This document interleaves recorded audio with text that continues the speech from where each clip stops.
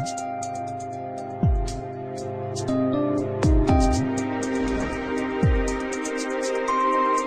afternoon. Welcome to Daily Currency Update from the Currency Desk. Yesterday, we saw a stronger Indian rupee dominate the Indian currency markets. We saw an appreciation of around 20 to 30 paise intraday for the Indian rupee against the US dollar. This was mainly being attributed to the fact that we had a stronger domestic equity markets trading yesterday. The rally in the domestic equity markets supported the Indian rupee to a great extent. Also, we had the RCF, that is the Rashtriya Chemical and Fertilizers stake sale, and there was expected some FI inflow on basis of this stake sale. Just on the expectations of the very same thing, we had a lot of selling in the US dollar against the Indian rupee.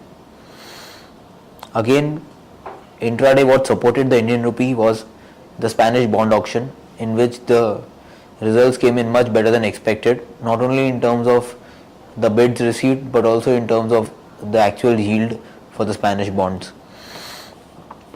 Again, overnight we had the euro dominating the markets and rallying a lot.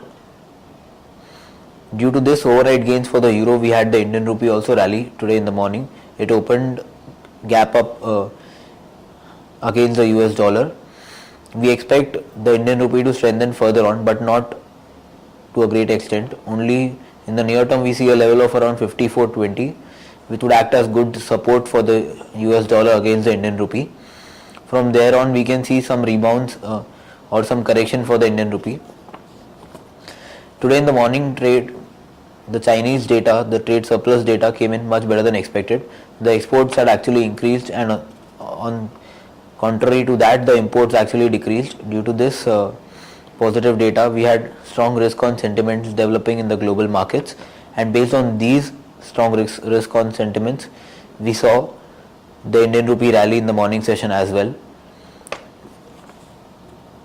Coming to the euro, yesterday we had the successful Spanish bond auction which supported the euro. In the recent week, we have seen the euro fall a lot in value against the US dollar.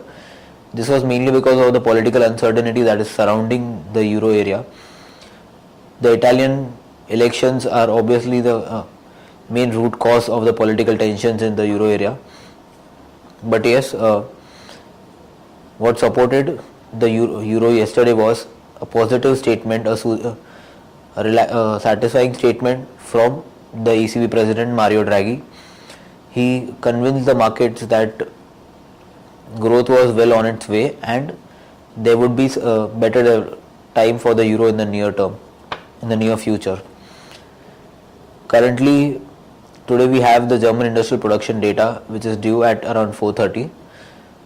Based on this data, we could see some movement but not any major movement until we have any developments on the political front from the Europe. Till then, we recommend a sell in the euro with a stop loss of 71.89 in the March contract. Coming to pound, the pound yesterday fell below 1.50 levels against the US dollar, and we saw a similar trend in the pound against all the other forex majors trading globally. This is mainly because of the recent negative data or the macroeconomic data that we have had from the UK economy. There were also expectations of some increase in the asset purchase program in the monetary policy to be announced by the Bank of England yesterday. Though the monetary policy was after 5:30, after a market hours, there was no asset purchase program increase declared in the monetary policy, and the rates were also kept constant. Due to this, we saw the pound cover all the losses of the day and rally up to above 1.5 levels. Currently, we recommend a buy as we might see some short covering in the pound from the levels above 82.69, and the stop loss to be maintained is around 82.05 levels in the March contract. Coming to Japanese yen, the Japanese yen fell by almost 1.5% against the US dollar, and currently it is trading at a 3.5-year low against the US dollar. Against the Indian rupee as well, we saw sharp depreciation of near 2% for the Japanese yen. Currently, the trend is downside for the Japanese yen. We would recommend a sell only below 57 levels in the March contract for the Japanese yen. what supported the US dollar was the fact that we had positive jobs data from the US market, and the prediction for today's overall non-farm payroll was also positive.